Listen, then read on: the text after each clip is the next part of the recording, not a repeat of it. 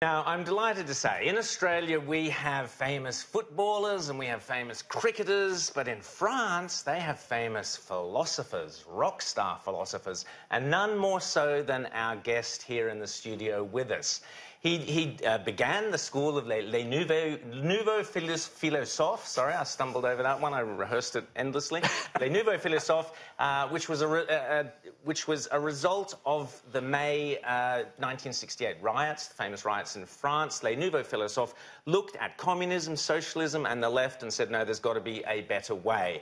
He's here in Australia to talk particularly about anti-Semitism in Europe. I'm delighted to welcome two outsiders, Bernard-Henri Lévy. Bonjour. Bonjour. And welcome to Australia. Thank you very much. So you're only here for... I love to be here, by the way. Excellent. I arrived yesterday. Fantastic. I'm happy. It's a great place. It's a great place. And of course, Sydney was almost, or Australia was almost French, you know. It was almost discovered by the French. But... I feel that. Now, before we get into, you've been great friends with Sarkozy, Mitterrand. I want to ask you about Macron, what he's like as a president. But first of all, let's just talk about, you are Jewish, you're French Jewish. The role of the Jews in France is fundamental. Since Napoleon opened the gates of the ghettos, French Jewish life has been extraordinary, intellectually, culturally, artistically, and yet the Jews, like many Jews in Europe, feel threatened in France. Tell us what's happening. Yeah, but this is what the anti-Semites don't understand very well. The Jews in France are at home. Yes. They built the home. They contributed to build, for example, the very idea of democracy and of republic on which we rely in France. So they will not leave. The anti-Semite will live before the Jews. These are something which begins to enter in these short brains of the anti-Semite, but it begins. Jews will not leave. And so where is anti-Semitism in France stemming from? Traditionally, it was obviously the right. We now have the big Islamic immigration. Is it coming from both sides? The left, gilets jaunes? Where is anti-Semitism? It is coming from both sides, but with a new main narrative. Anti-Semitism, you know, it is like the, you know, in Israel, the Iron Dome that stops the rockets. Except when there are new rockets going under the radar. So we have a sort of Iron Dome in Europe, forbidding all forms of anti-Semitism. They fall under penalty of law, except that there is a new narrative now which goes under which is based on anti-Zionism, based on denial of Holocaust, and based on a supposed competition of victims. An anti-Semite today is somebody who says, enough with the Jews. They exaggerate their own martyrdom. By doing so, they overshadow the martyrdom or the suffering of other peoples, for example, Palestinians, of course, and they do so by being endorsed by a fascist country, which is Israel. So if you put the three things together, anti-Zionism, competition of victims, denial of Holocaust, you have the three devices of a really nuclear moral bomb, which is ticking now in Europe, which did not yet explode, thanks God, and thanks to the vigilance of some. But if really the three devices are properly assembled, then we will face a real serious situation. Now, a lot of Jews are leaving France, going to Israel, presumably. How can that be reversed? Macron is clearly a great friend of the Jews. Tell us what you think of Macron on his approach to this problem. Macron is a friend of the Jews. He is a friend of Israel, even if France voted this week this crazy OMS resolution, World Organization of Health, saying that the Israel was guilty of the deterioration of the health situation in Palestinian territories, which is, again, a bullshit. Yeah. Israel is curing and saving some Syrian wounded, is saving and curing, as it is duty, Palestinian children, is helping all sorts of goods to enter in Gaza, even coming from Qatar and so on. And they are accused now by the OMS to be deteriorating. So this, I regret, I don't know how France could not oppose this regime. Nevertheless, Macron is a deep friend of Israel and of the Jews, no doubt on that. He's well aware that France without Jews would not be France. Mm-hmm. Well aware that Europe without Jews will be a beheaded Europe, and so on. So I want to say by that for the Jews, I don't know what you read in your newspapers in Australia, the situation is far from being lost. The battle is far from being lost. Good. That's good. Well, how do you see the future of France and Europe with these fairly dramatic demographic changes that we're seeing, particularly with the mass migration of the last few years? How do you see that future? I generally avoid to reflect on ethnic basis. Mm-hmm. I reflect on political basis. Yeah. I don't care if people who come in France are coming from Poland, from Russia, or from Morocco or Eritrea. Yeah. My care is, do they embrace or not the values of our democracy? Mm-hmm. Do they embrace or not the values of secularism? Do they allow or not the young or less young ladies to show their beautiful face in the streets? This is the point. But those two things are connected. If you're coming from an ideology that is opposed to everything you've just said, you're less likely to assimilate and embrace those values. So if you don't assimilate, maybe you have to find a home elsewhere. But for the moment, the huge majority of the Muslim, because that's what you mean, who are coming in France, embrace these values. There is a law in France. Oh, of course, the majority do, but there is a worrying, minority in France, something around 20% who don't.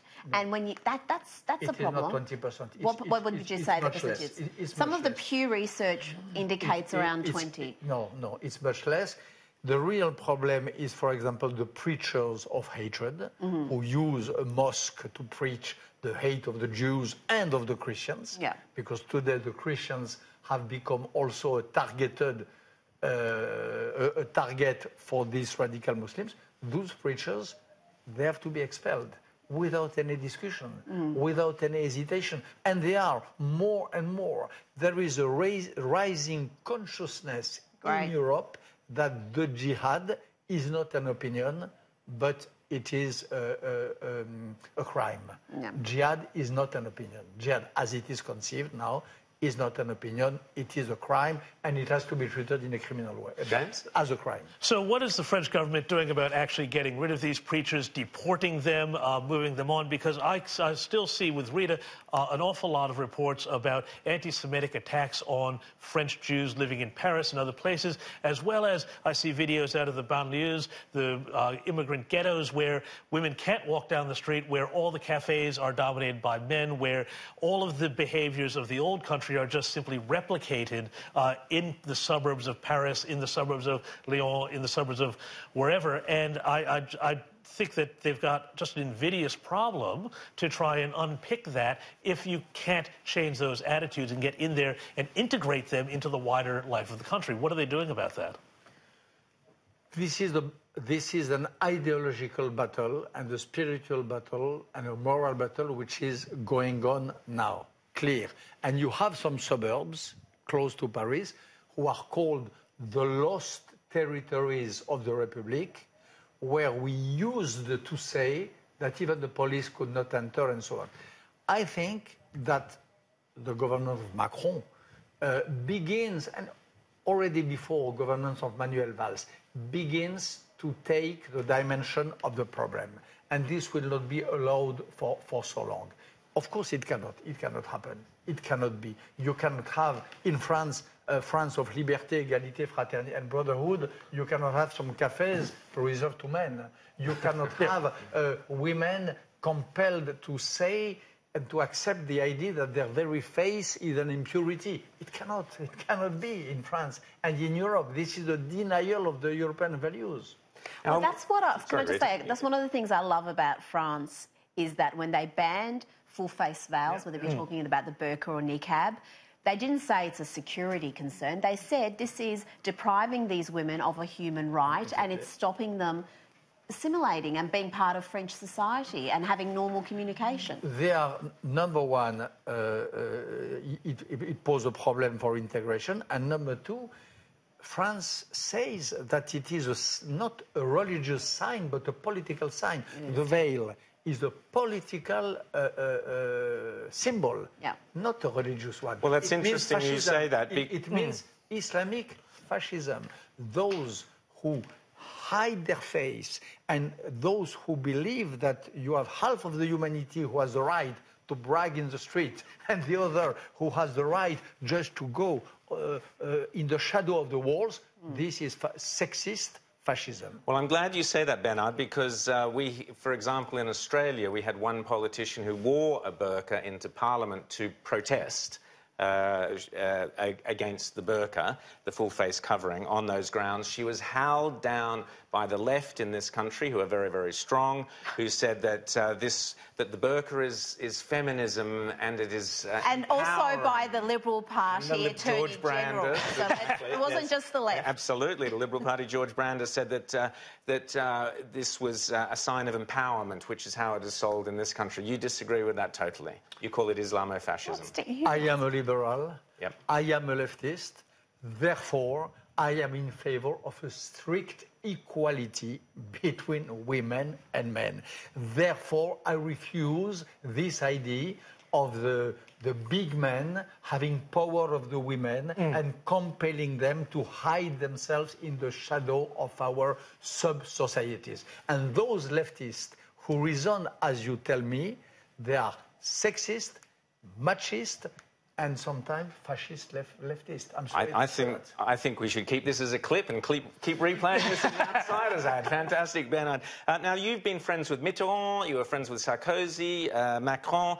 How is it that in France, a philosopher is looked at as not only a rock star, but also as someone for guidance, for political knowledge? We don't have that, unfortunately, in Australia. That might be our problem. Tell us about your role with those. In Australia, you can come. I love Sydney. Excellent. There you go, Scott Morrison. Get yourself a French philosopher. We've got one right here for you. And he will adopt me. Exactly. So tell us about those presidents you've worked with and the role of philosophy in France that we don't see here. I never worked with the president. Right. No. You advised. I give my opinion. Yep. 2 days ago, for example, Macron, this is open, the official, Macron received for lunch 12 writers, European writers, led by me. This lunch was organized by me. Big, prominent European writers, Nobel Prize. So we had a lunch which was a political one, where Macron listened to all that we had to say about Europe, about the future of racism and of anti-Semitism, there was David Grossman who was at the table, the Israeli writer. Macron was very curious of what Grossman had to say about the situation in Israel. So this is a tradition in France. So it's not working for, but when my president Macron asked me if I could bring at Élysée Palace these 12 writers who are my friends and with whom I elaborated the manifesto of the European patriots. Yes. Of course I do it. Another example, 3 or 4 years ago, I was in Kurdistan. And in Kurdistan, I discovered an incredible situation, which is ISIS on one side, and opposing ISIS, some very brave Muslim women and men fighters who were the Kurds. They're warriors. Those women are amazing. Muslim yep. warriors Democrats, secular, and ladies fighting with the men. Okay, I met them. I called my president and I say, with all my respect, I would love to bring you in Paris, in Élysée Palace, these commanders. You have to see, you have to spend time with them. And you have to endorse them more than what France does. Hollande said, okay. I brought back 9 or 10 of these commanders in Paris. Yep. They were received in Élysée Palace. And I hope that it added maybe a little change in the French support. Fantastic. Well, superbe. That's the French word I know very well. Superbe. Bernard-Henri Lévy, thank you so much. Merci beaucoup. C'était un absolument plaisir. Merci. Merci à vous. Thank you very much. You are a great trio, by the way. Perfect.